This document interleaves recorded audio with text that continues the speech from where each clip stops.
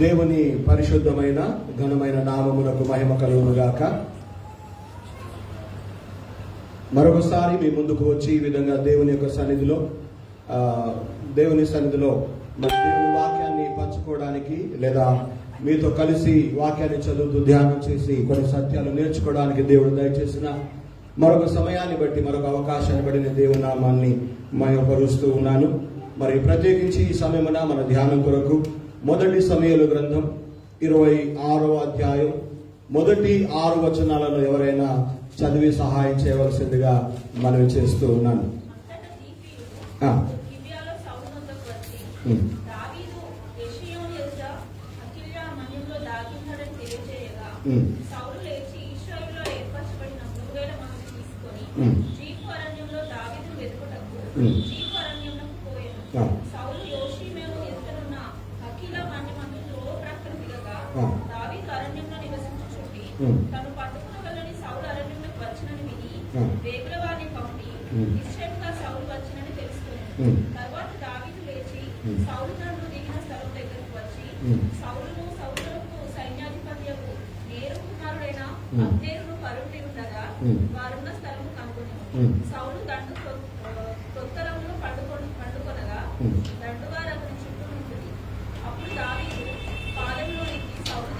అప్పుడు దావీదు పాలెములోనికి సౌలు దగ్గరకు నాతో కూడా ఎవరు వత్తురని అహిమెలెకును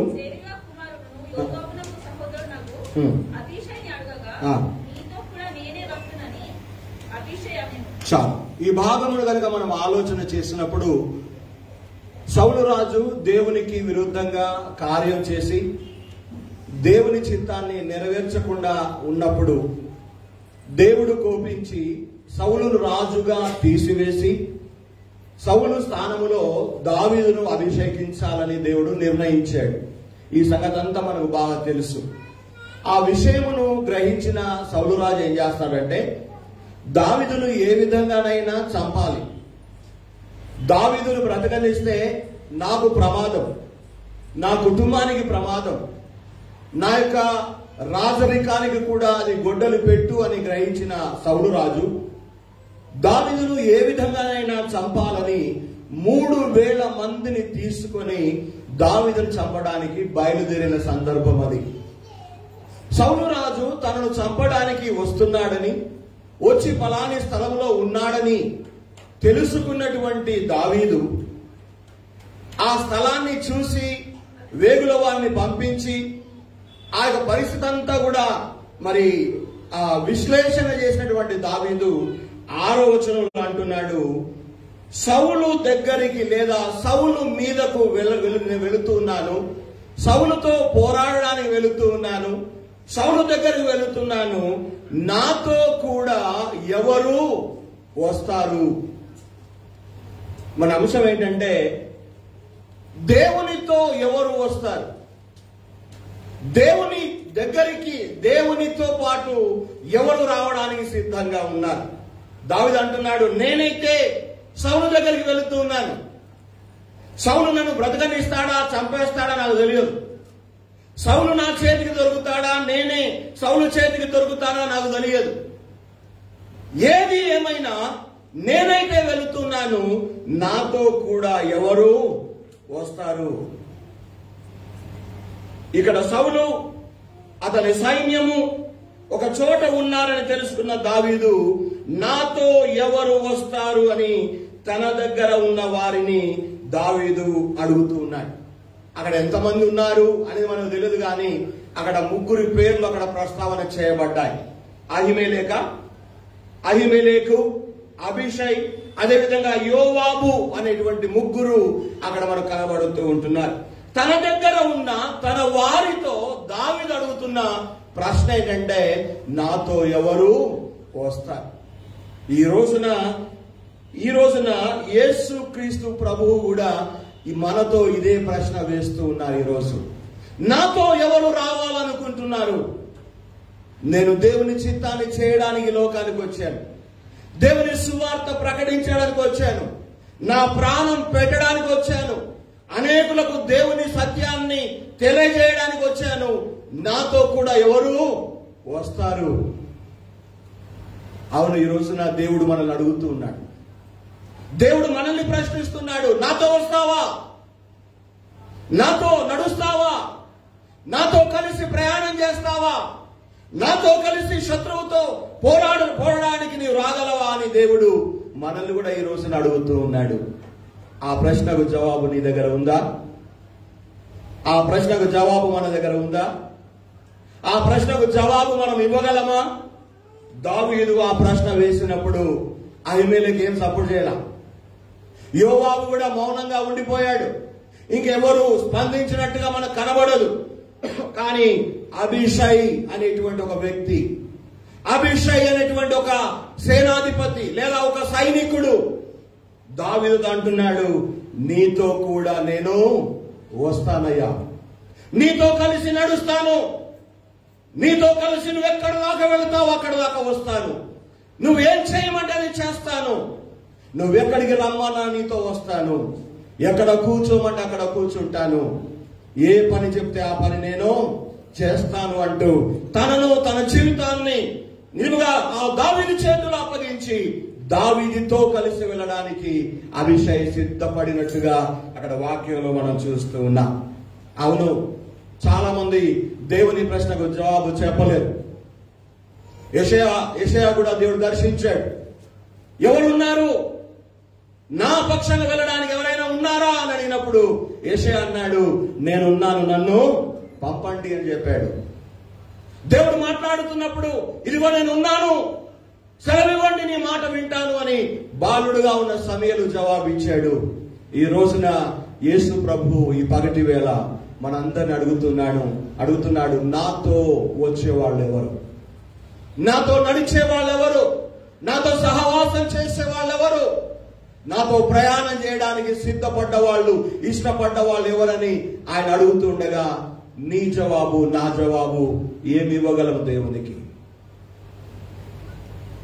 అవును, దావీదు శత్రువుపైకి పోరాటానికి వెళుతున్నాడు, శత్రువుతో తలబడడానికి వెళుతున్నాడు. శత్రువుతో ఆయన గెలుస్తాడా లేదా అనే సంగతి పక్కన పెడదాం. మరి నేను సౌలు పైకి వెళుతూ ఉన్నాను, ఎవరు వస్తారు నాతో అన్నప్పుడు అబీషై ఆయన తను తాను సిద్ధపరుచుకొని నీతో నేను వస్తాను, నీతో కూడా నేను ఉంటానని అబీషై చెప్పిన మాట మనం అక్కడ చూస్తా ఉన్నాం. అవును, ఈ సమయమున దేవునికి ఎవరు కావాలో తెలుసా? నేను నీతో పాటు వస్తానని తమంతట తాము తీర్మానం చేసుకొని మరి నడిచే వాళ్ళు కావాలి దేవునికి. బలవంతం మీద కాదు, చాయిస్ ఇస్తున్నాడు. నాతో పాటు ఎవరు వస్తారు, నాతో పాటు ఎవరు నడుస్తారు, నాతో పాటు పోరాటములో ఎవరు పోరాడతారని అడిగినప్పుడు మనంతట మనమే నిర్ణయం చేసుకొని దేవునితో నడిచేవారు, దేవునితో కలిసి ప్రయాణం చేసేవాళ్ళు, ఆయన పనిలో పాలి భాగము పంచుకునే వాళ్ళు ఈనాడు దేవునికి కావాలి అని ఈ మాట ద్వారా దేవుడు మనతో మాట్లాడుతున్నాడు. దావీదు మరి దగ్గర ఉన్నటువంటి అహిమేలెకు బహుశా సౌలు రాజుకు భయపడ్డాడేమో. ఒకవేళ దావీదు చచ్చిపోయిన తర్వాత నేనే బతికితే అప్పుడు నువ్వు దావీదుకు సపోర్ట్ చేశావు కదా అని నా జీవితాన్ని ఏం చేస్తాడేమో అనేటువంటి భయం అహిమేలెకులో ఉండిందేమో. అదేవిధంగా యోవాబు కూడా మరి మౌనం దాల్చడంలో అర్థం ఏంటో మనకు తెలియదు, కానీ బహుశా దావీదుతో ఉన్న వాళ్ళు అంటే వారు కూడా మంచి యోధులే కావచ్చు, మంచి సైనికులే కావచ్చు, మంచి ప్రావీణ్యం గల వ్యక్తులే కావచ్చు, కానీ నాతో కూడా ఎవరు వస్తారని చెప్పినప్పుడు ఆ ఇద్దరు జవాబు చెప్పలేదు. కానీ అబీషై మాత్రం మరి తాను ఒక నిర్ణయం చేసుకొని, ఒక తీర్మానం చేసుకొని దావీదుతో పాటు వెళ్ళడానికి, దావీదుతో పాటు నడవడానికి, దావీదుతో పాటు శత్రువుపైకి వెళ్ళడానికి తన జీవితాన్ని సహితం పణముగా పెట్టినటువంటి ఒక వ్యక్తిత్వం అబీషైలో మనం చూస్తా ఉన్నాం. అబీషై నిర్ణయం తీసుకోవడంలో అబీషైలో ఉన్నటువంటి కొన్ని మంచి లక్షణాలు. అసలు దావీదు ఆ మాట అడిగినప్పుడు, దావీదు ఆ ప్రశ్న వేసినప్పుడు అంత త్వరగానే అబీషై ఎందుకు నిర్ణయం చేసుకున్నాడు, అబీషై ఎందుకు అలాంటి నిర్ణయం చేసుకోవాల్సి వచ్చింది అంటే దావీదు ఆ అడిగిన ప్రశ్నకు వెంటనే జవాబిచ్చి దావీదు యొక్క దావీదుతో పాటు వెళ్ళి ఆయన కూడా తన జీవితాన్ని ఒక సాక్రిఫైస్ చేయడానికి అభిషై ఎందుకు ఆయన సిద్ధపడ్డాడు అని ఆలోచన చేస్తే అభిషేలో ఉన్నటువంటి 3 వ్యక్తిత్వాలు లేదా అభిషేలో 3 లక్షణాలు మన క్రైస్తవ జీవితానికి ఎంతో ప్రేరణ కలిగించేవిగా ఉంటాయని నేను ఇక్కడ మీకు జ్ఞాపకం చేస్తూ ఉంటున్నా. మరి ఆ అభిషై చేసుకున్నటువంటి ఆ తీర్మానంలో అభిషై ఎలాంటి వ్యక్తిత్వం గలవాడో, ఎలాంటి లక్షణాలు గలవాడో ఒక 3టిని ఈ రోజున మనం నేర్చుకోబోతున్నాం. ఆ నేర్చుకునేటువంటి ఆ లక్షణాలు ఎందుకొరకనగా యేసుక్రీస్తు ప్రభు వారు కూడా మరి దావీదుకు సాదృశ్యంగా ఉన్నాడు. ఆ యేసుక్రీస్తు ప్రభు వారు కూడా ఈ లోకానికి ఎందుకు వచ్చాడు అంటే మానవులను తన శిష్యులుగా చేసుకోవడానికి వచ్చాడు. తనతో పాటు నడిచేవారిగా, తను వెంబడించేవారిగా, తన కోసం బ్రతికేవారిగా, తన కోసం తమ జీవితాలను సాక్రిఫైస్ చేసేవారుగా మనుషులు ఉండాలని ఆయన ఆశపడి లోకానికి వచ్చాడు. ఈ రోజున ఆయనతో వెళ్ళడానికి, ఆయనతో నడవడానికి, ఆయనతో కలిసి ప్రయాణం చేయడానికి మనలో కూడా అభిషేక లాంటి లక్షణాలు ఉంటే తప్ప మనం యేసుతో పాటు మనం వెళ్ళలేం, యేసుతో పాటు నడవలేం, యేసుతో పాటు ప్రయాణం చేయలేం, యేసుతో పాటు మన అందరికి శత్రువైన అపవాది మీద విజయాన్ని మనం పొందలేము. ఈ రోజున ఆ యేసుక్రీస్తుతో పాటు మనం వెళ్ళాలన్నా, యేసుక్రీస్తుతో పాటు నడవాలన్నా, యేసుక్రీస్తుతో పాటు ప్రయాణం చేయాలన్నా మన జీవితాల్లో అభిషేక లాంటి జీవితాలు ఉండాలి. మీ అందరూ తెలుసు కదా, యోహాను సువార్త చదవవసరం లేదు, 11వ అధ్యాయంలో లాజరు చనిపోయిన తర్వాత యేసయ్య కబురు వెళుతుంది. బతుకున్నప్పుడే మన సహోదరుడు నిద్రిస్తున్నాడు, ఆయనను లేపడానికి వెళదాం పదండి అని తన శిష్యులతో అన్నప్పుడు శిష్యులు అంటారు, కొంతమంది పడుకుంటే లేస్తాడు కదా యేసయ్య, మనం ఎందుకు పోయి లేపడం అంటారు. అంటే ఆ మాటలను అర్థాన్ని వాళ్ళు గ్రహించక ఆ మాట అంటారు. తర్వాత తోమ ఒక మాట అంటాడు, ఆయనతో పాటు బెతనీకు కాదబ్బా, చచ్చిపోవడానికైనా సరే మనము వెళ్దాం పదండి అని తోమ ఆ మాట అన్నట్టుగా యోహాను సువార్త 11వ అధ్యాయం మనందరికీ తెలుసు ఆ మాట. చదువుతారు ఒకసారి యోహాను సువార్త. అందుకు 11వ అధ్యాయం 16వ వచనమా? అందుకు దిదుమానబడిన తోమ ఆయనతో కూడా చనిపోవుటకు మనము కూడా వెళ్దాం పదండి అని తన తోటి శిష్యులతో ఆ మాట తోమ అన్నట్టుగా చూస్తున్నాం. అక్కడ నీ కొరకు శత్రులు ఉన్నారయ్యా, నేను చంపాలని చూస్తున్నారయ్యా, అక్కడికి వెళితే రాళ్లతో కొట్టి చంపుతారేమో నిన్ను అని ఆ యొక్క యేసు ప్రభుతో అన్నప్పుడు తోమ అంటున్నాడు, ఆయనతో పాటు చనిపోవడానికైనా సరే ఆయనతో పాటు వెళ్దాం పదండి. ఉంటే ఏమి, పోతే ఏమి, బ్రతికితే ఎంత, చేస్తే ఎంత, ఆయనే వెళుతున్నాడు, మన నాయకుడు వెళుతున్నాడు, మన ప్రభు వెళుతున్నాడు, ఆయనతో పాటు మనం కూడా వెళ్దామని చెప్పేసి తను మాత్రమే కాదు తనతో ఉన్న వాళ్ళను కూడా అక్కడ తోమా సిద్ధపరిచినటువంటి విషయాన్ని మనం ఇక్కడ జ్ఞాపకం చేసుకోవాలి. అంత తెగింపు, అంత సమర్పణ, అంత ధైర్యం తోమాకు ఎందుకు వచ్చింది అంటే యేసు ప్రభు ఆ మాట అన్నప్పుడు ఆ యేసయ్యతో పాటు వెళ్ళడానికి, యేసయ్యతో పాటు చనిపోవడానికి, యేసయ్యతో పాటు మరణించడానికి, అది చావైనా బ్రతుకైనా అది ఏమైనా సరే యేసయ్యతోనే వెళ్ళడానికి అక్కడ శిష్యులందరూ తీర్మానం చేసుకున్నారు. ఈ రోజున అదే యేసు ప్రభు మనల్ని అడుగుతున్నాడు, నాతో కూడా ఎవరు వస్తారు? నాతో నడవడానికి ఎవరు వస్తారు? నాతో ప్రయాణం చేయడానికి ఎవరు వస్తారు? నాతో పాటు చనిపోవడానికి ఎవరు వస్తారు? నాతో పాటు దేవుని కార్యాలు చేయడానికి ఎవరు వస్తారు? నాతో పాటు చచ్చిపోయిన, పాపములో చనిపోయిన మృతులను లేపడానికి ఎవరు వస్తారు? నాతో పాటు ప్రార్థించడానికి ఎవరు వస్తారు? నాతో పాటు సమర్పించుకోవడానికి ఎంతమంది వస్తారు అని యేసు ప్రభు ఈనాడు మనల్ని ప్రశ్నిస్తూ ఉన్నాడు. క్రైస్తవ ప్రపంచం ఈనాడు లెంట్ డేస్ ఆచరిస్తూ ఉంది కదా, లెంట్ డేస్ లో ఉంటున్నారు. లెంట్ డేస్ లో ఉండడం నేను తప్పు అని అనట్లేదు, కానీ వాక్యంలో మాత్రం ఆచరించాలని లేదు, కానీ ఆచరించడం తప్పేం కాదు. కానీ నేను అంటున్నాను, యేసుతో పాటు నడవడానికి ఎంతమంది వస్తున్నారు? యేసుతో పాటు వెళ్ళడానికి ఎవరెవరు సిద్ధపడుతున్నారు? ఈ రోజున మనల్ని మనమే, మన జీవితాలను మనమే పరిశీలన చేసుకోవాల్సిన అవసరత ఎంతైనా ఉందని నేను ఇక్కడ మీకు జ్ఞాపకం చేస్తూ ఉన్నా. అభిషేక్ దావీదు ఆ మాట అనడమే ఆలస్యం, దావీదు ఆ ప్రశ్న వేయడమే ఆలస్యం, దావీదు ఆ మాట అడగడమే ఆలస్యం. అభిషేక్ అంటున్నాడు, దావీదు గారు, నీతో కూడా నేను రావడానికి రెడీ, నీతో కూడా నేను చనిపోవడానికి రెడీ, నీతో పాటు ప్రయాణం చేయడానికి నేను రెడీ, నీతో పాటు పోరాటం చేయడానికి నేను సిద్ధమే, నీతో పాటు ఏం జరిగినా నేను దానికి అన్ని విధాలుగా సిద్ధపడి ఉన్నానని అభిషయ్ తన జీవితంలో ఒక చక్కని తీర్మానాన్ని చేసుకున్నటువంటి విషయాన్ని మనం ఇక్కడ మరి చూస్తూ ఉన్నాం. ప్రియమైన దేవుని బిడ్డలారా, ఈ రోజున అభిషయ్ అంత గొప్ప ఒక సమర్పణ, ఒక విధంగా ప్రాణత్యాగం, ఒక విధంగా చనిపోవడానికి కూడా సిద్ధపడుతూ ఆ మాట అన్నాడు అంటే దావీదు పట్ల అభిషయ్కి ఏదో ఒక మంచి ఆలోచన ఉందన్నమాట. ఆ మంచి ఆలోచన లేకుండా, దావీదును పూర్తిగా అర్థం చేసుకోకుండా, దావీదు విషయంలో ఎలాంటి అవగాహన లేకుండా అలాంటి జవాబు ఇవ్వగలిగి ఉండేవాడు కాదేమో అభిషయ్. కనుక దావీదులో ఏదో ఒక ప్రత్యేకత ఉంది, దావీదు జీవితంలో ఏదో గొప్ప కార్యం దేవుడు చేయబోతూ ఉన్నాడు, దావీదు జీవితంలో ఏదో మహా అద్భుతం దేవుడు చేస్తాడు అనేటువంటి దావీదు జీవితం గురించినటువంటి పూర్తి అవగాహన కలిగిన వాడై ఉన్నాడు. కనుక అభిషయ్ అలాంటి జవాబును దావీదులో ఇవ్వగలిగినాడు. రండి, దావీదుతో పాటు నడవడానికి, దావీదుతో పాటు వెళ్ళడానికి అభిషయ్ నిర్ణయం తీసుకోవడానికి కారణాలు. మొట్టమొదటి కారణం ఏంటంటే దావీదు పట్ల నమ్మకస్తునిగా అభిషయ్ ఉన్నాడు. ఎలా ఉన్నాడు? దావీదు పట్ల తన నమ్మకత్వాన్ని చూయించినాడు అభిషయ్.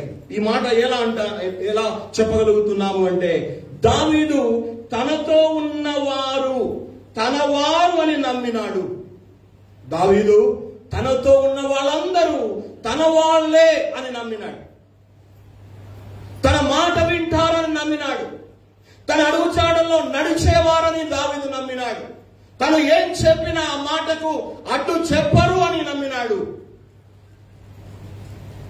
అంటే తనను నమ్మిన దావీదు పట్ల, తనను నమ్మకస్తునిగా ఎంచిన దావీదు పట్ల, తాను నమ్మకమైన వాడనని దావీదు విశ్వసించాడు గనక ఆ నమ్మకమునకు ప్రతిగా అభిషయ్ ఇక్కడ దావీదు పట్ల కూడా నమ్మకస్తునిగా ఉండడానికి నిర్ణయం తీసుకున్నాడు. పౌలు భక్తుడు ఒక దగ్గర రాస్తాడు, పత్రికలో చదవవసరం లేదు, మనము నమ్మదగని వారమైనను ఆయన నమ్మదగిన వాడు. హల్లెలూయా. అనగా మనల్ని నమ్మినాడు. మనం ప్రేమించడమే కాదు, మనమందరము ఆయన వారమని, ఆయన బిడ్డలమని, ఆయన వాక్యాన్ని, ఆయన చిత్తాన్ని నెరవేరుస్తామని, ఆయన చెప్పింది చేస్తామని, ఆయన మాటకు లోబడతామని మన అందరినీ కూడా యేసు ప్రభువు నమ్మినాడు. దేవుడు మనం నమ్మినప్పుడు మనల్ని నమ్మిన మన దేవుని పట్ల మన నమ్మకాన్ని రుజువు చేసుకోవాల్సినటువంటి టైం వచ్చినప్పుడు అభిషయ్ లాగా రుజువు చేసుకుంటున్నామా? అభిషయ్ లాగా మన నమ్మకాన్ని చూపించగలుగుతున్నామా? అభిషయ్ దావీదు పట్ల ఎంతటి నమ్మకస్తునిగా ఉన్నాడు అంటే, అలాంటి కష్టమైన సమయంలో, ప్రాణం ఉంటుందో పోతుందో తెలియని సమయంలో, బ్రతికి వస్తామా అక్కడే చచ్చిపోతామా తెలియనటువంటి ఆ పరిస్థితుల్లో సహితం దావీదు తనను నమ్మినాడు గనక దావీదు పట్ల తాను కూడా నమ్మకస్తునిగా ఉండడానికి అభిషయ్ నిర్ణయం తీసుకున్నాడు. హల్లెలూయా, హల్లెలూయా. నీ జీవితంలో, నా జీవితంలో దేవుని పట్ల నమ్మకస్తులుగా ఉండడానికి మనం నిర్ణయాలు తీసుకుంటున్నామా? పర్వాలేదులే ఒక రోజు, పర్వాలేదులే ఈ విషయం, పర్వాలేదులే ఈసారి దేవుడు మన్నించేస్తాడులే అని అనుకుంటూ చాలా సార్లు దేవుని పట్ల నమ్మకంగా ఉండాల్సినటువంటి మనం, నమ్మకస్తులముగా జీవించాల్సినటువంటి మనం చాలా పర్యాయాలు దేవుడు మన మీద పెట్టిన నమ్మకాన్ని మనము అమ్మకానికి పెట్టేశాం. చాలా సార్లు దేవుడు మనం నమ్మినటువంటి ఆ నమ్మకాన్ని చాలా సార్లు మనం పోగొట్టుకున్నాం. మన తెలంగాణ ప్రాంతాల్లో ఒక సామెత ఉంటుంది, నమ్మి నానబోస్తే. చాలా సార్లు దేవుడు మనం నమ్ముతున్నాడు, ఇంకా నమ్ముతున్నాడు. ఎందుకంటే ఆయన నమ్మదగిన వాడు. విలప వాక్యంలో ఉంటుంది, నీవు ఎంతైనా నమ్మదగిన దేవుడవు. అవును, ఈ రోజున ఆయన నమ్మినాడు మనల్ని, తన వారమని, తన ప్రజలమని, తన బిడ్డల వాళ్ళమని, ఆయన ద్వారా అంగీకరించబడ్డామని మన అందరిని నమ్ముతున్నాడు. ఈ రోజున ఎంతమంది అభిషేలాగా దేవునికి అవసరమైనప్పుడు లేదా ఆయన పిలుస్తున్నప్పుడు, ఆయన అడిగినప్పుడు ఎంతమందిని, ఇదిగో ప్రభువా నీతో రావడానికి నేను సిద్ధంగా ఉన్నా, నీతో నడవడానికి నేను సిద్ధంగా ఉన్నా, నువ్వు చెప్పిన పని చేయడానికి నేను సిద్ధంగా ఉన్నామని ఎంతమందిని మన నమ్మకత్వాన్ని రుజువు చేసుకుంటున్నాం. ఎంతమందిని ఆయన పట్ల ఉన్న నమ్మకాన్ని మనము వ్యక్తపరుస్తూ ఉంటున్నాం. ఇక్కడ దావీదు ఆ మాట అడిగినప్పుడు అభిషేక్ అంటున్నాడు, ఏది ఏమైనా సరే నేను దావీదును వదిలిపెట్టే పరిస్థితే లేదన్నట్టుగా నేను నీతో కూడా వస్తాను అంటున్నాడు. నేను వెంబడిస్తాను అని దావీదుతో అంటున్నాడు. దావీదుకు తనతో వచ్చేవారు ఇప్పుడు అవసరం. దావీదుకు తనతో పాటు వచ్చేవాళ్ళు ఈ సమయంలో దావీదుకు అవసరం. ఈ రోజున దేవుడికి కూడా నీవు అవసరం. తనతో రావడానికి, తనతో నడవడానికి, తన పని చేయడానికి, తనకు లోబడడానికి, తన పట్ల మన నమ్మకాన్ని రుజువు చేసుకోవడానికి ఇప్పుడు దేవునికి మనం అవసరమై ఉన్నాం. అవసరం ఉన్నప్పుడు కాకపోతే మనుషులు ఇంకో తర్వాత వస్తే లాభం ఏంటి? అక్కర ఉన్నప్పుడు, అవసరం ఉన్నప్పుడు లేని మనుషులు, మనతో పాటు ఎవరో ఒకరు ఉండాలి అనుకున్న సమయంలో రాని మనుషులు ఆ అవసరం లేనప్పుడు వస్తే ప్రయోజనం ఏమిటి? దావీదుకు తనతో పాటు వచ్చేవారు అవసరమైన సమయంలో అభిషేక్ అంటున్నాడు, నేను నీతో కూడా వస్తాను. అంటే ప్రభువుకు అవసరమైనప్పుడు ఆయనతో ఉండడానికి, ఆయనతో నడవడానికి, ఆయనతో వెళ్ళడానికి, ఆయన కోసం ముందుకు వెళ్ళి ఆయన పని చేయడానికి ఆయనకు అవసరమైనప్పుడు మనం సిద్ధంగా ఉన్నామా? ఆయనకు అందుబాటులో ఉన్నామా? చాలా ఇంగ్లీష్ ఆయన ఒక మాట అన్నాడు, greatest ability is the availability అన్నాడు. ఏమన్నాడు? Greatest ability is availability. మనల్ని బట్టి గొప్ప అర్హత, యోగ్యత ఏంటంటే ఆయనకు అందుబాటులో ఉండడం కదా. అందుబాటులో ఉండడమే గొప్ప యోగ్యత. కుక్కొచ్చింది అనుకో, పక్క కట్టలేకపోతే ఎంత కష్టం కదా. అందుబాటులో ఉండాలి, అక్కడకు రావాలి, అవసరపడ్డప్పుడు ఉండాలి. ఈ రోజున యేసు క్రీస్తుకు ఈ రోజున అవసరం పడుతున్నాం మనం. అభిషేక్ లాగా మన నమ్మకాన్ని రుజువు చేసుకుంటామా? అభిషేక్ లాగా మాట మన పనికి ఆయనతో పాటు వెళ్ళడానికి సిద్ధపడుతున్నామా? ఇంకా వెనుకంజ వేస్తూ, ఇంకా తడపడాయిస్తూ, ఇంకా మొహమాట పడుతూ, ఇంకా ఆలోచన చేస్తూ, అహిమెలెకు వలె, యోవాబు వలె మౌనంగా ఉంటూ అభిషేక్ లాంటి జీవితానుభవం లేకపోతే దేవుడు ఈ రోజున మనతో సూటిగా మాట్లాడుతున్నాడు. ఆయనతో పాటు వెళ్ళడానికి ఎవరు వస్తారు? ఆయనతో పాటు నడవడానికి ఎవరున్నాం? మనలో ఎంతమంది అభిషేక్ లాంటి వాళ్ళు ఉన్నారు? ఎంతమంది అహిమెలెకు లాంటి వాళ్ళు ఉన్నారు? ఎంతమంది యోవాబు లాంటి వాళ్ళు ఉన్నారు? ఈ రోజున మన జీవితాల్లో తెలుసుకోవాల్సిన అవసరత ఉంది. ఒకసారి మీకు ఒక సందర్భాన్ని జ్ఞాపకం చేస్తాను. యేసు ప్రభును బంధించడానికి, పట్టుకోవడానికి గెత్సేమనే తోటకు యూదా సైనికులను తీసుకుని వచ్చాడు కదా. అంత మునిపే యేసు ప్రభు నన్ను పట్టుకుంటారు, సిలువ వేస్తారు, కొట్టబడతాడు, చంపబడతాడు అని చెప్పినప్పుడు అది నీకు దూరం అవునుగాక అని పేతురు గబుక్కున ఆ మాట అనేస్తాడు.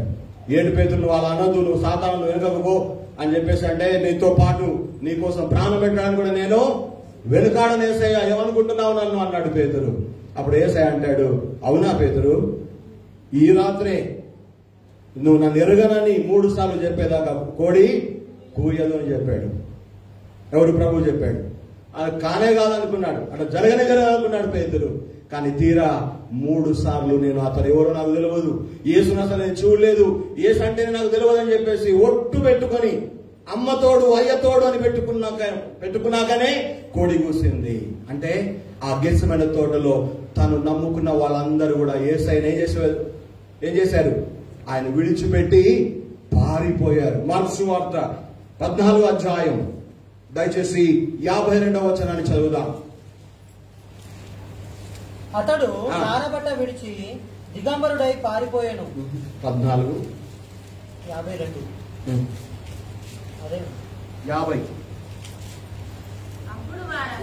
అప్పుడు వారందరూ ఆయనను విడిచి పారిపోయిరి. ఎవరిని విడిచి? యేసు ప్రభుతో ఉంటామన్న వాళ్ళు, యేసు ప్రభుతో నడుస్తామన్న వాళ్ళు, యేసయ్య కొరకు ప్రాణం పెడతామన్న వాళ్ళు, యేసయ్యను విడిచిపెట్టము అని చెప్పిన వాళ్ళు, యేసయ్య పట్టుబడగానే, యేసయ్య బంధించబడగానే, యేసయ్య చేతులు కట్టేయగానే యేసయ్యను విడిచిపెట్టి పారిపోయారు. ఈ రోజున దావీదుకు సాదృశ్యంగా ఉన్న యేసు ప్రభు అడుగుతున్నాడు, నాతో పాటు ఎవరు వస్తారు? నాతో పాటు ఎవరు నడుస్తారు? కలువరి గిరి వరకు, మరణ సమయం వరకు, ప్రాణాలు పెట్టే వరకు నాతో కూడా వచ్చే వాళ్ళు ఉన్నారా? నాతో నడిచే వాళ్ళు ఉన్నారా? నాతో ప్రయాణం చేసే వాళ్ళు ఎవరైనా ఉన్నారా అని అడుగుతున్నటువంటి ఈ దినాన, ప్రభువా నిన్ను విడిచి పారిపోను, నిన్ను విడిచిపెట్టను, నా ప్రాణమైన పెడతానని పేతురులాగా మాట్లాడుతున్నాడు. మనం ఆయనతో పాటు చనిపోవడానికైనా సరే వెళదామన్నటువంటి తోమా లాంటి మనం, ఆయనతో పాటు రాళ్ల దెబ్బలైనా తిందాము అని తీర్మానం చేసుకున్నటువంటి మనం, ఈ రోజున ఆయన విడిచిపెట్టి పారిపోవడం అది మంచిదంటారా? ఆయన వదిలేయడం మంచిదంటారా? అభిషేక్ అంటున్నాడు, నీతో కూడా రావడానికి నేను సిద్ధంగా ఉన్నాను, నీతో నడవడానికి నేను సిద్ధంగా ఉన్నాను అని అక్కడ అభిషేక్ మాట్లాడిన మాట చూస్తున్నా. దావీదు తన నమ్మినాడు గనుక, దావీదు పట్ల కూడా తాను ఎంత నమ్మకమైన వానిగా ఉన్నాడో తాను రుజువుపరుచుకోవడానికి, రుజువు చేసుకోవడానికి, తెలియచేయడానికి అభిషేక్ తాను దావీదుతో కూడా వెళ్ళడానికి తన జీవితాన్ని సిద్ధం చేసుకున్న వ్యక్తిగా మనకి ఇక్కడ కనబడుతూ ఉన్నాడు. అంతెందుకు, యేసు ప్రభు కూడా ఒక మాట అడుగుతాడు కదా, యోహాను సువార్త 6వ అధ్యాయంలో ఉంటుంది, చదువు అవసరం లేదు కానీ ఆయన కొన్నిసార్లు కఠినంగా మాట్లాడతాడు. ఏంటి? నా శరీరం నిజమైన ఆహారమై ఉన్నది, నా రక్తము నిజమైన పానీయమై ఉన్నది అని చెబుతూ, నా శరీరాన్ని తిని నా రక్తము త్రాగువాడే నిత్య జీవం గలవాడు, అంత్య దినము నేను వానిని లేపుతాను అన్న మాటలు మాట్లాడుతున్నప్పుడు ఇది చాలా కఠినమైన మాట, దీన్ని ఎవరు ఓర్చుకోగలుగుతారు అని చెప్పేసి ఆయన వెంబడిస్తున్న వాళ్ళలో చాలా మంది ఆ రోజు నుండి ఆ మాట పలికిన కాడి నుండి ఆయన వెంబడించడం మానేస్తారు, ఆయనతో వెళ్ళడం మానేస్తారు, ఆయనతో నడవడం మానేస్తారు, ఆయన వెనకాల వెళ్ళడం ఆపివేస్తారు. అలాంటి సమయంలో యేసు ప్రభు పేతురుతో అంటాడు, మీరు కూడా వెళ్ళిపోవాలనుకుంటున్నారా కదా? మీరు కూడా ఆగిపోవాలనుకుంటున్నారా? మీరు కూడా నన్ను వదిలిపెట్టి పోవాలనుకుంటున్నారా అంటే పేతురు అంటాడు, ప్రభువా నిన్ను విడిచి మేము ఎక్కడికి వెళ్ళగలుగుతాం ప్రభువా, నీవే నిత్య జీవ మాటలు గలవాడవని అక్కడ పేతురు పలికిన మాట ఈ సందర్భంగా నేను జ్ఞాపకం చేస్తూ ఉంటున్నా. ప్రియమైన దేవుని బిడ్డలారా, దేవుడు నిన్ను నన్ను నమ్మి మనల్ని ప్రేమించి తన రక్తాన్ని చెల్లించి తన బిడ్డలుగా తన ప్రజలుగా అంగీకరించి నమ్మకస్తులుగా ఎంచినప్పుడు మనము తనకు అవసరమైన సమయంలో మన నమ్మకాన్ని రుజువుపరచుకుందాం, మన నమ్మకత్వాన్ని చూపెడదాం. మనం ఎంత నమ్మకంగా ఉంటున్నామో దేవుని కోసం అది ఆయన చూడగలిగేలా మన జీవితాలను ఆయన చేతులకు అప్పగించి నీతో పాటు రావడానికి నేను సిద్ధంగా ఉన్నానని చెప్పగలిగిన అభిషేక్ లాగా మనం ఉండాలి అని నేను ఇక్కడ మీకు జ్ఞాపకం చేస్తున్నా. అభిషేక్ ఎందుకు ఈ మాట అన్నాడు అంటే, అభిషేక్ బాగా తెలుసు, రాబోతున్న దినాల్లో సౌలు రాజు స్థానంలో దావీదు రాజరికము చేయబోతూ ఉన్నాడు. ఆ రాజ్యములో దావీదు రాజు ఉంటాడు. ఆ దావీదు రాజ్యంలో నేను కూడా ఒక సభ్యునిగా ఉంటానని ఆయనకు బాగా తెలుసు, ఆయనకు బాగా విశ్వాసం ఉంది అభిషేక్. అందుకే దావీదుతో పాటు కూడా వెళ్ళడానికి ఆయన సిద్ధపడ్డాడు. మీకు తెలుసా, రాబో దినాల్లో 1000 సంవత్సరాలు యేసు ప్రభు ఈ లోకంలో ఆయన పరిపాలన చేయబోతున్నాడు. ఆ రాజ్యములో నీవు నేను ఉండాలి, మనం ఉండాలి అనే విశ్వాసము, ఆ నమ్మకము, నిరీక్షణ ఈ రోజున మనం కలిగి ఉంటే, ఈ రోజున యేసయ్యతో మనం మాటిస్తాం, యేసు ప్రభువా నీతో కూడా రావడానికి నేను సిద్ధమే.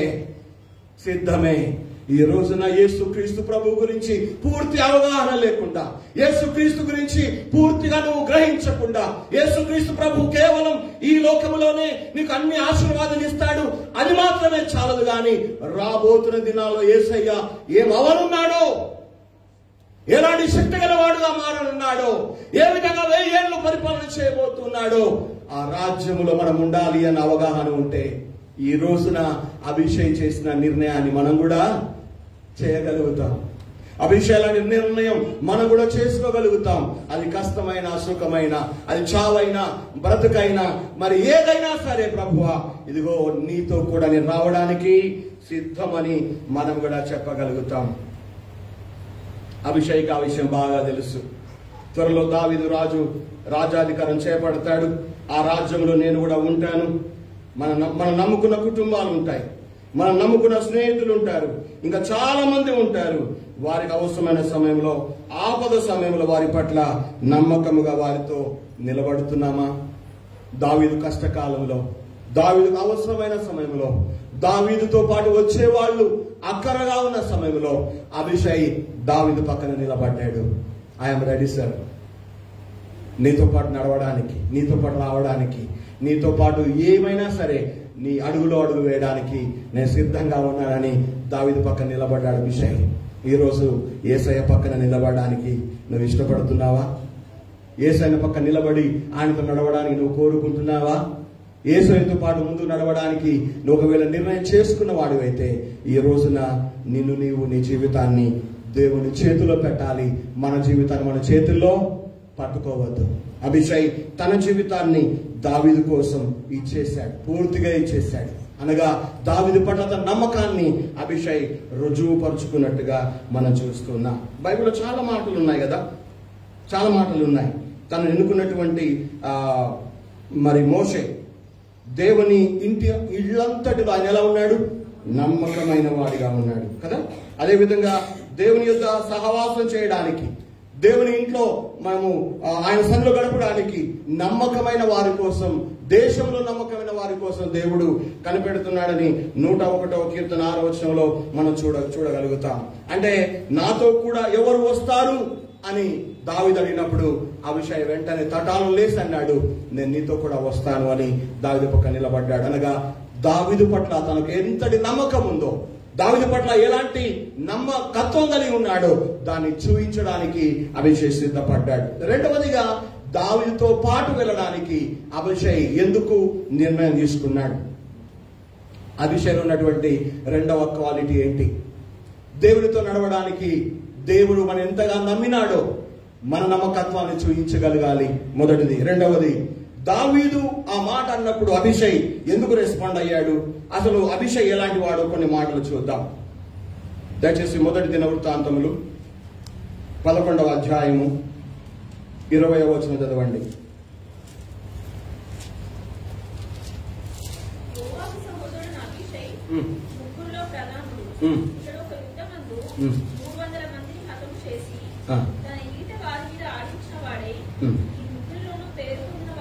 చాలు. అదేవిధంగా మొదటి దినవృత్తాంతములు 18-12 కూడా.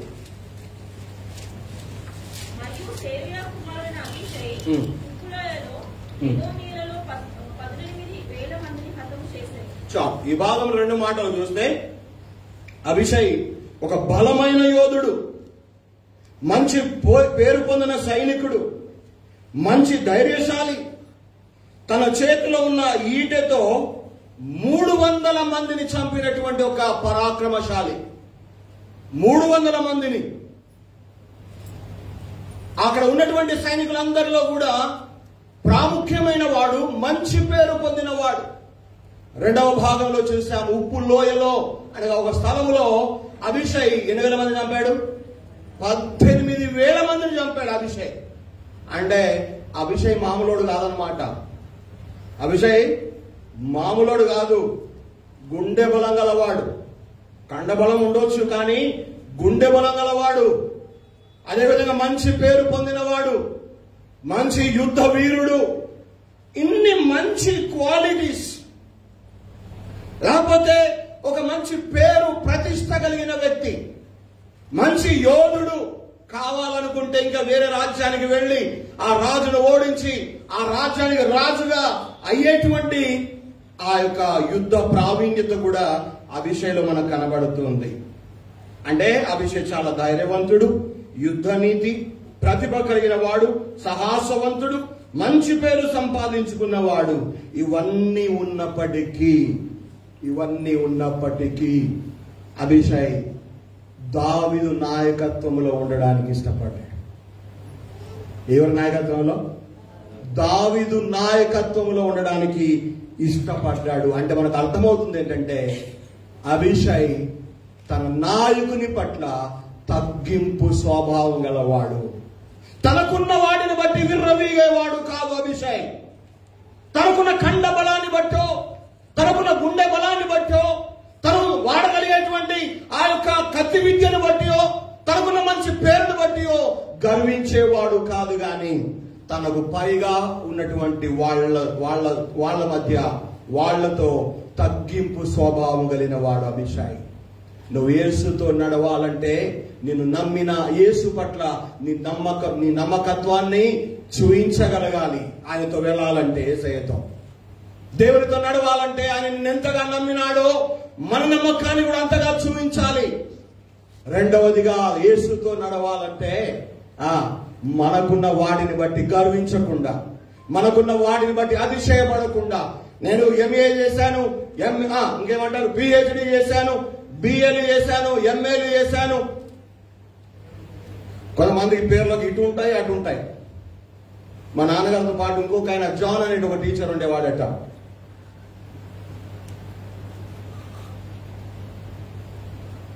ఆయన కూడా బీఈడి చేశాడట. ఏం చేశాడట? బీఈడి. ఆయన బీఈడి కూడా పడుతున్నానట. చేసింది బీఈడి అయినా బీఈడి కూడా పడుతున్నానట. మళ్ళా ఆయన పేరుకు ముందు బీఈడి ఉంటదట.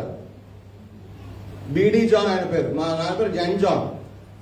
మా నాన్న వాళ్ళ ఫ్రెండ్స్ అనేవాళ్ళు, నీ 3 బీడీలు ఉన్నాయమా అనేవాళ్ళట. ఎన్ని బీడీలు? ముంగట ఒక బీడీ, అంటే పేరు ముందు ఒక బీడీ, పేరు తర్వాత ఒక బీడీ, నోట్ల బీడీ, 3 బీడీలు. చాలాసార్లు ఇక్కడ అభిషేక్ లాగా మనకున్న వాటిని బట్టి ఏం చేస్తామంటే, నాకు ముందు ఒక డిగ్రీ, ఎరుగు ఒక డిగ్రీ, పైన ఒక డిగ్రీ, కింద ఒక డిగ్రీ అనుకుంటాం. కాదు, అభిషేక్ తనలో ఎన్ని మంచి లక్షణాలు ఉన్నా, ఎంత మంచి శారీర దారుఢ్యం ఉన్నా, ఎంత మంచి యుద్ధ నీతి ఉన్నా, తను ఎంతో బలశాలి అయినప్పటికీ కూడా అవన్నీ వదిలిపెట్టి దావీదే గొప్పవాడు, దావీదు దగ్గర, దావీదుతో పాటు నేను తగ్గించుకోవాలి, ఆయన నాయకత్వంలో నేను పని చేయాలని ఆయన అవన్నీ కూడా వదిలిపెట్టిన వాడుగా ఉన్నాడు. వాడిని పక్కన పెట్టిన వాడుగా మనకు అభిషేక్ కనబడుతున్నాడు. ఎంత చక్కని స్వభావము అభిషేక్లో మనకు కనబడుతుంది. ఈనాడు దేవునితో నడవాలంటే, దేవునితో వెళ్ళాలంటే, ఆయనతో పాటు ప్రయాణం చేయాలంటే ఆయన మనం నమ్ముతున్నాడు గనక మన నమ్మకాన్ని కూడా అవసరమైన సమయంలో, ఆ టైం వచ్చినప్పుడు ప్రదర్శించగలగాలి, చూపించగలగాలి. ఏదేమైనా సరే ప్రభు నేను ఉన్నాను, ఎవరు రాకపోయినా పర్వాలేదు, మనం ఇద్దరం కలిసైనా పోదాము అనేటట్టుగా ఉండాలి. రెండవదిగా మనకున్న ఘనతలన్నీ పక్కన పెట్టి మనల్ని మనం తగ్గించుకొని ఉన్నట్టయితే దేవునితో పాటు నడిచే ఆ గొప్ప భాగ్యాన్ని దేవుడు మనకి ఇస్తాడని నేను ఇక్కడ మీకు జ్ఞాపకం చేస్తున్నా. గమనించాలి, హానోకు దేవునితో కూడా నడిచేను అనే మాట చూస్తాం కదా. దేవుడు ఏంటి, మనిషి ఏంటి కలిసి నడుస్తారా? అంటే అలాంటి ఆధిక్యత మానవునికి ఇచ్చాడు దేవుడు. అంటే అది హానోకు గొప్పతనం కాదు, దేవుడిచ్చిన ఆధిక్యత. ఒకవేళ హానోకు ఈ మధ్యాహ్నం నిలబెట్టి అడిగితే, ఏమై హానోకు నువ్వేమంటావు అంటే, మీ అందరికంటే నేను మంచివాడు, అందుకే దేవుడు నన్ను నడిపించుకున్నాడు ఆయనతో పాటు అని చెప్తే ఎట్టుంటది కదా. అవును, ఈ రోజు ఆయనతో నడవడానికి, ఆయనతో అడుగులో అడుగు వేయడానికి, ఆయనతో ప్రయాణం చేయడానికి, ఆయనతో కలిసి రానున్న రాజ్యంలో మనం ఉండడానికి దేవుడు కృప చూపుతూ సహాయం చేస్తున్నప్పుడు అవసరమైన సమయంలో మన నమ్మకత్వాన్ని చూద్దాం. రెండవదిగా మనకెన్ని పేరు ప్రతిష్టలున్నా, మనకెంత మంచి పేరున్నా, మనకెన్ని ఘనతలు ఉన్నా అవన్నీ ఏం చేయాలి? ఇవన్నీ పనికిరావు. దేవుడే నా దేవుడు, ఆయనే నా నాయకుడు, ఆయనే నా యజమానుడు అని మనం ఆయన నాయకత్వంలో పని చేయడానికి ఇష్టపడాలి అభిషేలాగా. అవును, అప్పుడే దేవుని ఆశీర్వాదాలు మనం పొందగలుగుతాం కదా. ఆ సువార్తలో ఒక వ్యక్తి ఉన్నాడు, మార్క్స్ సువార్త 10వ అధ్యాయంలో 20-21 వచనాలు చూస్తే, ఒక ధనవంతుని యేసుప్రభు అడుగుతాడు, నీ ఆస్తి నమ్మి బీదలకు ఇచ్చేసి నన్ను వెంబడించేయ, నాతో పాటు నడిచి వచ్చేసే అంటాడు. ఆ ధనవంతుడు ఏం చేస్తాడు? అబ్బో, యేసయ్యతో నడవాలంటే నా ధనమంతా అమ్మేయాలా? యేసయ్యతో వెళ్ళాలంటే నాకున్నదంతా వదిలిపెట్టేయాలా? యేసయ్యతో నేను పోయి యేసయ్యతో నిత్య జీవం పొందాలంటే నాకున్నవి ఏమీ తీసుకోపోకూడదా? అలా అయితే నాకు వద్దు అని చెప్పేసి యేసయ్యనైనా వదిలిపెట్టాడు కానీ తను వదిలిపెట్టవలసిన వాటిని వదిలిపెట్టలేకపోయాడు. చాలాసార్లు యేసయ్యతో నడవడానికి, యేసయ్యతో ప్రయాణం చేయడానికి, యేసయ్యతో పాటు ముందుకు వెళ్ళడానికి, యేసయ్యతో పాటు యేసయ్య రాజ్యంలో మనం కనబడాలంటే ఏవైతే విడిచిపెట్టమన్నాడో, ఏవైతే వద్దంటున్నాడో, వేటినైతే వదిలిపెట్టమంటున్నాడో వాటిని పక్కన పారేసి, ప్రభువా నీ యాజమాన్యంలో, నీ నాయకత్వంలో అయ్యా నేను తగ్గించుకొని నీతో పాటు నడవడానికి సిద్ధము అన్న అభిషేక్ లాంటి మనస్తత్వం ఈనాడు నాలో ఉండాలి, మనలో కూడా ఉండినట్టయితేనే ఆయనతో పాటు మనము వెళ్ళగలము, ఆయనతో పాటు నడవగలము. ఆయన కూడా ఏమేమి తెచ్చుకున్నాడండి? ఆయన ఈ లోకంలో నడవడానికి, మనల్ని తనతో నడిపించుకోవడానికి ఏమేమి తీసుకుని వచ్చాడు? తను రిక్తులుగా చేసుకున్నాడు. పరలోక రాజ్యాన్ని భాగ్యమని ఎంచుకోలేదు కదా, దాన్ని విడిచిపెట్టేసి వచ్చాడు. దాసుని స్వరూపాన్ని ధరించుకున్నాడు, మనుషుల పోలికలో పుట్టాడు, మన కోసం దరిద్రుడిగా మారాడు. ఎన్నని చెప్పను, ఇంకా ఎన్ని చెప్పను ఆయన గురించి. మన కోసం అంతగా తగ్గించుకొని వచ్చినటువంటి ఆ దేవదేవుడని యేసుక్రీస్తు ప్రభుతో నడవడానికి ఈ రోజున ఎవరైనా ఉన్నారా? వచ్చేవాళ్ళు ఉన్నారా? ఎవరైనా? అడుగుతున్నాడు, నాతో కూడా ఎవరు వస్తారు, నాతో కూడా ఎవరు నడుస్తారు, నాతో కూడా ఎవరు ప్రయాణం చేస్తారు అని యేసు ప్రభు నిన్ను నన్ను ఈ రోజున అడుగుతున్నాడు. మన జవాబేంటి? ఈ సమయం, ఈ మధ్యాహ్న కాల సమయంలో అభిషేక్ అన్నాడు, నువ్వు నన్ను నమ్మినావు దావీదు, నేను కూడా నా నమ్మకత్వాన్ని నేను రుజువు చేసుకుంటాను పా, నీ పట్ల నాకు ఎంత నమ్మకం ఉందో నేను చూపిస్తాను పా అని చెప్పేసి అభిషేక్ ముందుకు వచ్చాడు. అలా వస్తున్నాము మనం అలా కష్టాల్లో సహితం, బాధలో సహితం, మరణ సమయంలో సహితం, శోధనలో సమయంలో సహితం, అవును ప్రభు నేను ఉన్నాను నీతో. ఆయనతో మనం ఉంటాం కానీ అసలు ఆయన మనతో ఉండడమే గొప్పతనం. దావీదుతో అభిషేక్ పోతున్నాడు కానీ దావీదు అభిషేక్ అంటే కూడా ఇంకా సింహము గుండె లాంటి గుండె గలవాడు దావీదు. తెలుసా ఆ సంగతి మనకి? యేసు ప్రభు కూడా చాలా ఉద్దండు, ఆయన పరాక్రమం కలిగిన దేవుడు, మహత్యము గలవాడు ఆయన. ఈ రోజున నాతో కూడా వచ్చే వాళ్ళు ఎవరైనా ఉన్నారా అని అడిగినప్పుడు అభిషేక్ ఐఎమ్ రెడీ. రెండవ క్వాలిటీ కూడా చూస్తాం, అర్హతలు చూస్తాం. తనకున్నవన్నీ, మంచి పేరు, ప్రతిష్టలు, ఆస్తి, అంతస్తులు అవన్నీ వదిలిపెట్టేసి దావీదు నాయకత్వంలో ముందుకు సాగి వెళ్ళడానికి అభిషేక్ సిద్ధపడుతూ ఉంటున్నాడు. ధనవంతుడైతే ప్రభుత్వం నడవలేకపోయాడు, విడిచిపెట్టేశాడు. లూకాసు వార్త 5వ అధ్యాయము 27-28 వచనాల్లో చూస్తే, లూకాసు వార్త 5:27-28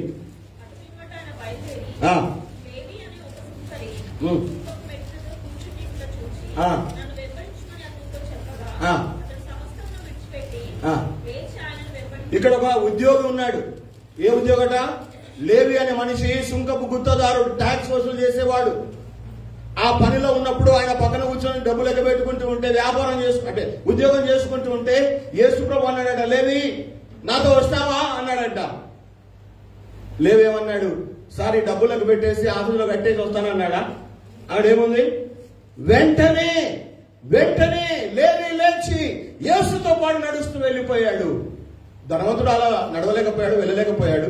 లేవి అయితే తన ఉద్యోగాన్ని వదిలిపెట్టేశాడు, తన బాధ్యత వదిలిపెట్టేశాడు, డబ్బును వదిలిపెట్టేశాడు, తన కుటుంబాన్ని వదిలేసుకున్నాడు. యేసుతో పాటు నడవడానికి అక్కడి నుంచి అటే వెళ్ళిపోయాడు ఆయన. లేవి అనుభవం ఎలా ఉంది? ధనవంతుల అనుభవం అలా ఉంది. మరి మన అనుభవం ఎలా ఉంది? మన జీవితాలు ఎలా ఉన్నాయి? దావీదు అంటున్నాడు, నాతో ఎవరు వస్తారు, నాతో కూడా ఎవరు వస్తారు? అభిషేక్ లాగా నేను ఉన్నానని నేను చెప్పగలనా? అభిషేక్ లాగా మేమున్నామని మీరు చెప్పగలరా? ఈ రోజున మూడోదిగా చూస్తే, రాత్రంతా చేపలు పట్టాలో నాకు తెలియదు కానీ ఉదయం లేచి వలలు కడుక్కుంటున్నారు, దొన్నెల్లో కూర్చొని కదా. మత్తయి సువార్త 4వ అధ్యాయంలో ఉంది. పేతురు, ఆంద్రయ్య వాళ్ళందరూ కూడా నన్ను వెంబడించండి, మిమ్మల్ని మనుషుల పాటు జాలరుగా చేస్తాను అన్నాడు.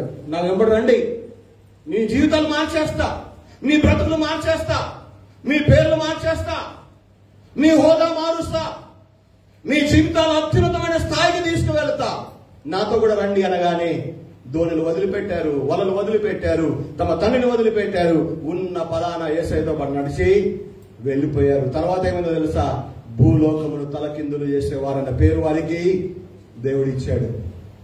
ఎందుకు ఈ మాటలు జ్ఞాపకం చేస్తున్నానంటే, ఆయనతో పాటు వెళ్ళాలంటే కొన్నిటి తప్పకుండా విడిచిపెట్టాల్సిందే. ఏ వేడినైతే విడిచిపెట్టాలో వాడిని విడిచిపెట్టకుండా నీవు ఆయన వెంబడి నడవలేవు. నేను ఆయనతో కలిసి నడవలేను. అవును, ఈ దినమున ఈ సమయమున అభిషయ్ జీవితం ద్వారా దేవుడు మనతో మాట్లాడుతూ వస్తున్నాడు. అభిషయ్ జీవితాన్ని మన ముందు ఒక పాఠముగా, ఒక మాదిరికరంగా నిలబెడుతున్నాడు దేవుడు. దావీదును వెంబడించడంలో, దావీదుతో కలిసి నడవడంలో అభిషయ్ ముందున్నాడు. కారణం ఏంటి? దావీదు తను నమ్మినాడు గనక, తన నమ్మకాన్ని కూడా చూయించుకునే అవసరం వచ్చింది గనక అభిషయ్ ముందుకు వెళ్ళాడు. రెండవదిగా తనకున్న హోదా, ఘనత, పేరు, ప్రతిష్టలు, మంచి పేరు, మంచితనాన్ని, ఆ యుద్ధ రీతిని అన్ని పక్కన పెట్టి దావీదు నాయకత్వంలో తగ్గించుకొని పనిచేయడానికి ఆయన సిద్ధపడి వెళ్ళాడు. పౌలు జీవితాన్ని కూడా చూస్తాం కదా, యేసుక్రీస్తుని సంపాదించుకోవడానికి కదా. ఫిలిప్పీ పత్రిక 3వ అధ్యాయము చదువుతారు ఒకసారి. ఫిలిప్పీ పత్రిక 3వ అధ్యాయము 7-8 వచనాలు. ఏవేవి నాకు లాభకరములై ఉండెనో వాటిని క్రీస్తు నిమిత్తం నష్టముగా ఎంచుకొని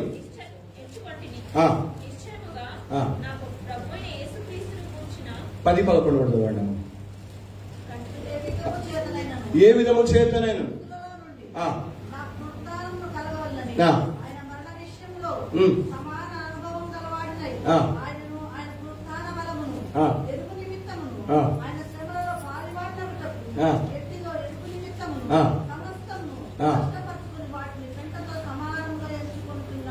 ఆయన పునరుత్థానములో నేను పునరుత్థానం చెందాలని, ఆయన శ్రమలలో పాలువాడనే ఉండాలని, వాటిని భరించాలని, నాకున్న వాటన్నిటిని కూడా నష్టముగా ఎంచుకొని పెంటతో సమానముగా నేను వదిలిపెట్టేశానని పౌలు అంటున్నాడు.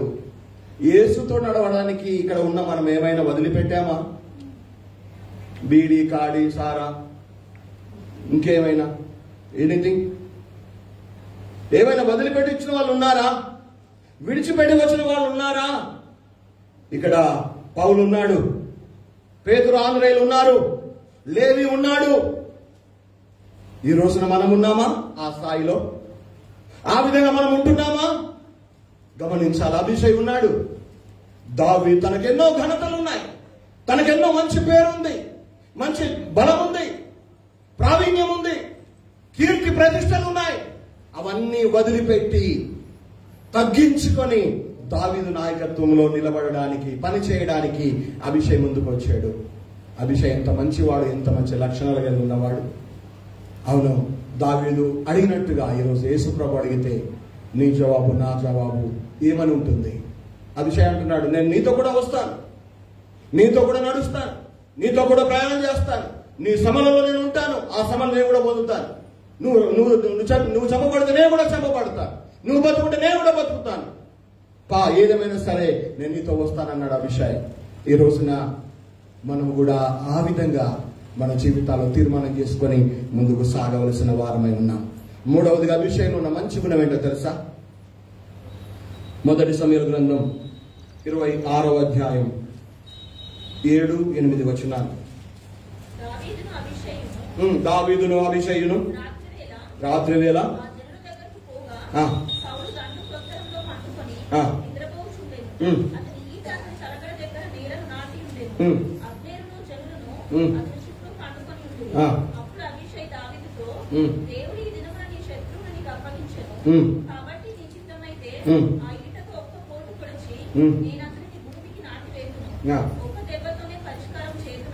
చాలు. ఈ ప్రయాణంలో అభిషయ్ దావీదులు కలిసి వెళుతున్నారు. అభిషేక్ నిర్ణయం ప్రకారంగా దావీదు అభిషేక్ తీసుకువెళ్తా ఉన్నాడు. పోతుండగా రాత్రి అయిపోయింది. ఒక స్థలం పోయేసరికి అక్కడ సౌలు రాజు పడుకొని ఉన్నాడు, నిద్రపోయి ఉన్నాడు. ఆయన ఈటె ఆయన తల దగ్గర నాటబడి ఉంది. ఆ సౌలు సైనికులు, అబ్నేరు, ఇంకా తన సైన్యం అంతా కూడా చుట్టూ పడుకొని ఉన్నారు. ఈ దావీదు అభిషేక్ వెళుతుండగా వాళ్ళందరూ కనబడ్డారు. అప్పుడు అభిషేక్ దావీదుతో అంటున్నాడు, దావీదు గారు, మంచి అవకాశం వచ్చింది. ఏమంటారు చెప్పండి? నీ చిత్తం అయితే ఏంటా ఆ ఈటతో ఒక్క పోటు పొడిచి, సౌలు కదా ముగిస్తా, సౌలు చాప్టర్ క్లోజ్ చేస్తా, ఒక్క దెబ్బతోనే పరిష్కారం అయిపోతుంది చెప్పు అంటే ఇక్కడ అర్థమవుతుందో లేదో అభిషేకంలో ఉన్న గుణం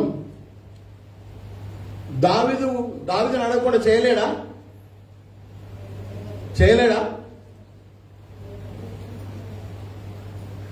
300 మందిని ఒక్క ఈట చంపినోడు, 18,000 మందిని చంపినోడు, ఆ సౌలు పక్కన పడుకున్నటువంటి ఒక 15-20 మందిని అభిషేక్ చంపలేడా? చంపగలడు. కానీ అభిషేకం అంటే సార్, నీ చిత్తమైతే, నీకు ఇష్టమైతే నువ్వు చంపమంటే చంపుతా, వద్దంటే ఊరుకుంటా. చంపే ధైర్యం ఉంది, చంపగలిగే పౌరుషం ఉంది, చంపగలిగే బలము కూడా ఉంది, చంపగలిగేటువంటి పరిస్థితులు కూడా ఉన్నాయి. కానీ అభిషేకంలో గుణం ఏంటో తెలుసా? తన నాయకుడు ఏది చెప్తే అది చేయాలి. నాయకుడు ఏం చెప్తే అది చేయాలి. నువ్వు చంపమంటేనే చంపుతాను, నువ్వు చెప్పు. అప్పుడు దావీదు ఏమన్నాడు? వాస్తవానికి చంపారా బాబు, ఊకే ఈ పారిపోవడం ఎందుకు, అడవుల్లో తలదాచుకోవడం ఎందుకు, ఈ కథ అంతా ఎందుకు, చంపేస్తే మనం పోయి సింహాసనం కూర్చోవచ్చు అని దావీదు కూడా అనుకోరు. ఒకవేళ చంపేరా బాబు అంటే అది ఎటు ఉంటున్నాడు కథ అంతా. కానీ దావీదు అన్నాడు, దేవుడు అతను అభిషేకించాడు గనక నువ్వు చంపొద్దు, నేను కూడా చంపను. అరే అభిషేక్ ఎంత అంటే తను ఇంత తీవ్రమైన పౌరుషం గలవాడు, మంచి సైనికుడు అయినా ఉన్నప్పటికీ కూడా తన నాయకుడు ఏమంటాడో, తన సెలవేంటో, తన చిత్తం ఏమిటో, తన అభిప్రాయం ఏమిటో అది తెలుసుకున్నాకనే పని చేయగలిగేటువంటి ఆయన సెలవు కోసం కనిపెట్టేటువంటి ఒక దాసుడుగా, ఒక సేవకుడుగా ఆయన అభిషేక్ మనకి ఇక్కడ కనబడుతున్నాడు. అవును, అభిషేక్లో తొందరపాటుతనం లేదు. తనంతట తానుగా నిర్ణయం చేసుకొని ఆ నిర్ణయాన్ని అమలు పరిచేటువంటి ఆ యొక్క ఆలోచన అభిషేకంలో కనబడటం లేదు. తొందరపాటుతనం. దావీదు శత్రువే కదా, నీ శత్రువే కదా నేను చంపేసింది, నువ్వే కదా నువ్వు రమ్మన్నావు అని అనొచ్చులే అనుకొని అభిషేక్ సౌలు రాజు చంపలేదు. మనమైతే ఏం చేస్తుంటాం? ఏం చేసేవాళ్ళం? ఒకసారి అదేంటి శిష్యుల దగ్గర సమరణ దేశంలో ఒక ఊర్లోకి ఏసే శిష్యులు రానియలేదట. ఆ గ్రామ ప్రజలు, ఆ ఊరు వాళ్ళు, ఆ యేసు శిష్యులు ఏసే దగ్గరకు వచ్చి అంటున్నారు, అయ్యా వాళ్ళు మమ్మల్ని ఊర్లోకి రానియలే, ఆ ఊరి మీద అంతా నిప్పులు పడి నాశనం చేయమంటావా, నీకు ఇష్టమేనా అడిగిండ్రు ఏసయ్యని. అప్పుడేమన్నాడు ఏసయ్య, ఒకరే ఏం మాట్లాడుతున్నా చెప్పి వాళ్ళని గద్దించాడు దేవుడు. అంటే చాలాసార్లు మనం కూడా ఏం చేస్తామంటే తొందరపడి నిర్ణయాలు తీసుకుంటుంటాం, తొందరపడి పనులు చేస్తా ఉంటాం. ప్రభువా ఇది నీ చిత్తమేనా, నేను చేసేది నీకు ఇష్టమేనా అని దేవుని అడగం. కానీ ఇక్కడ దావీదును అభిషేక్ అడుగుతున్నాడు, నీ చిత్తమైతేనే నీ శత్రువుని నేను చంపుతాను, నువ్వు వద్దంటే ఊరుకుంటాను. ఒకవేళ ఊరుకున్నప్పుడు వాళ్ళంతా లేచి ఇద్దరి మీద పడి వీళ్ళని చంపేసే అవకాశం కూడా ఉంది. కానీ ఇక్కడ అభిషేక్ అంటున్నాడు, తన యజమానుడు ఏది చెప్తే అది చేయడానికి సిద్ధంగా ఉన్నాడు, తొందరపడటం లేదు. చాలా సార్లు ఆయన బిడ్డలంగా మనం దేవుని చిత్తాన్ని, ఆయన ఉద్దేశాలను అర్థం చేసుకోకుండా, ఆయనకి ఏది ఇష్టమో అడగకుండా మనం తొందరపడుతూ ఉంటాం, తొందరపడి పనులు చేస్తూ ఉంటాము. కానీ బైబిల్లో మనం చూస్తున్నాం అభిషేక్ జీవితాన్ని. ఆయన అభిషేక్ దావీదుతో నడవడానికి 3 లక్షణాలు ఉన్నాయి. మొదటిది ఏంటి? దావీదు తను నమ్మినంతగా ఆ నమ్మకాన్ని తాను కూడా చూపించాలనుకున్నాడు, తన నమ్మకత్వం రుజువు చేసుకోవాలనుకున్నాడు. రెండవదిగా తనకున్న ఘనతలన్నీ కూడా పక్కన పెట్టి దావీదు రాజు అవుతాడు, రాజు చేతి కింద నేను ఉండాలని తను తగ్గించుకున్నాడు. మూడవదిగా దావీదుకు ఏది ఇష్టమో, దావీదు ఉద్దేశం ఏంటో ఆ ఉద్దేశాన్ని నెరవేరుస్తాను అన్నట్టుగా కట్టుబడి ఉన్నాడు. తాను నిగ్రహించుకుంటున్నాడు, తాను ఆపుకుంటున్నాడు. తొందరపడే తత్వము అభిషేకంలో మనకు కనబడటం లేదు. ఈ రోజున ఈ 3 లక్షణాలు, ఈ మాటలు వింటున్న మనలో దేవుని బిడ్డలముగా మనం కలిగి ఉన్నామా? మన దేవుని చిత్తాన్ని తెలుసుకోవడానికి ఏం చేయాలి? ప్రార్థన చేయాలి. దేవుని చిత్తాన్ని తెలుసుకోవడానికి ఏం చేయాలి? వాక్యాన్ని చదవాలి. దేవుని చిత్తాన్ని తెలుసుకున్న తర్వాత ఏం చేయాలి? ఆ ప్రభువాని చిత్తానుసారం నడవడానికి నాకు సహాయం చేయమని మన జీవితాలు దేవుని చేతుల్లో సమర్పించుకోవాలి. ఆ విధంగా చేయగలిగితేనే దేవుని చిత్తం నెరవేరుతుంది. అందుకే దాని గురించి దేవుడు ఒక మాట చెప్తాడు. అపొస్తల కార్యములు 13వ అధ్యాయం 22వ వచనంలో ఉంటుంది. ఆ మాట ఒకసారి చదువుతారా? అపొస్తల కార్యములు 13:22.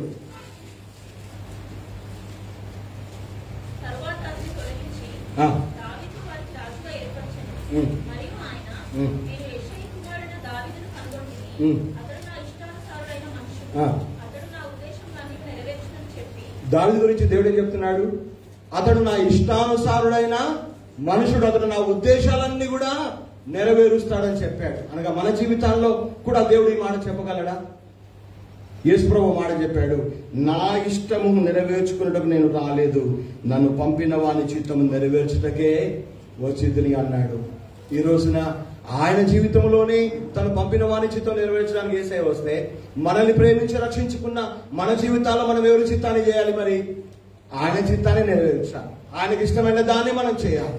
అలా చేయగలిగితేనే మనం అభిషైలం అని అనిపించుకుంటాం. అభిషై అన్న పేరుకు అర్థం ఏంటంటే గిఫ్ట్ ఆఫ్ గాడ్.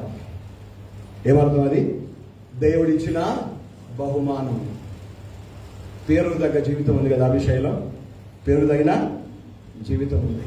ఈ రోజున దేవుని బిడ్డలు అని పేరు కలిగిన మన జీవితాల్లో ఆ పేరు తగిన జీవితం ఉందా? ఒకవేళ అలాంటి జీవితం లేకపోతే ఈ రోజైనా యేసుప్రభు అడుగుతున్నాడు, నాతో కూడా ఎవరు వస్తారు? నాతో కూడా ఎవరు వస్తారు? నాతో కూడా నడవడానికి ఎవరున్నారు? వస్తారు. ఈరోజు అడుగుతున్నాడు. నేను మరణించడానికి వెళుతున్నాను, సిలువ ఎక్కడానికి వెళుతూ ఉన్నాను, ఇదిగో నేను దెబ్బలు తినడానికి వెళుతూ ఉన్నాను, దేవుని చిత్తం చేయడానికి వెళుతూ ఉన్నాను, కలువరి గిరికి వెళుతూ ఉన్నాను, నాతో కూడా ఎవరు వస్తారు? గెసమని తోటలోకి ప్రార్థన చేయడానికి తనతో పాటు ముగ్గురు తీసుకుపోయాడు. ఎవరిని? యేసుప్రభు. ఎవరెవరిని? పేతురు, యోహాను, యాకోబులు కదా. ఆయన దూరం పోయి ప్రార్థన చేస్తున్నాడు. వీళ్ళేం చేయాలి? మరి ప్రార్థన చేయాలి. కానీ ఏం చేస్తున్నారు? నిద్రపోతున్నారు. నాతో కూడా ఎవరు వస్తారు అంటే ఆ మాటలో అర్థం ఏంటంటే ఆయన ఏం చేస్తున్నాడో మనం అది చేయాలి. ఆయన ఎటు వెళ్తున్నాడో అటు వెళ్ళాలి. ఆయన ఏ వైపు తిరుగుతున్నాడో ఆ వైపు తిరగాలి. ఆయన ఏ మార్గంలో పోతున్నాడో ఆ మార్గంలో నడవాలి. అంతేగాని ప్రార్థన చేసి మనం నిద్రపోవడం, ఆయన కూర్చుంటే మనం నిలబడడం, ఆయన దెబ్బలు తింటుంటే మనం పారిపోవడం, ఆయన పట్టుకుంటే ఇడిచిపెట్టేసి వెళ్ళిపోవడం. యోహాను సువార్త 7వ అధ్యాయం అనుకుంటాను, 7వ అధ్యాయం ఆఖరి మాట చదువుతారు ఒకసారి. యోహాను సువార్త 8:1. చాలు. ఆ 7వ అధ్యాయం ఆఖరి మాట, 8వ అధ్యాయం మొదటి మాట. అంతటా ఎవరి ఇంటికి వారు వెళ్ళిపోయారు, యేసు ఒలీవల కొండకు పోయాడు. అరే ఒక్కరు లేరా యేసయ్య మా ఇంటికి రాంటోళ్ళు? ఆ రెండు భాగాలు కలిపి చదవండి. అంతటా ఎవరి ఇంటికి వారు వెళ్ళిరి, యేసు ఒలీవల కొండకు. అరే ఏంటి విడ్డూరం?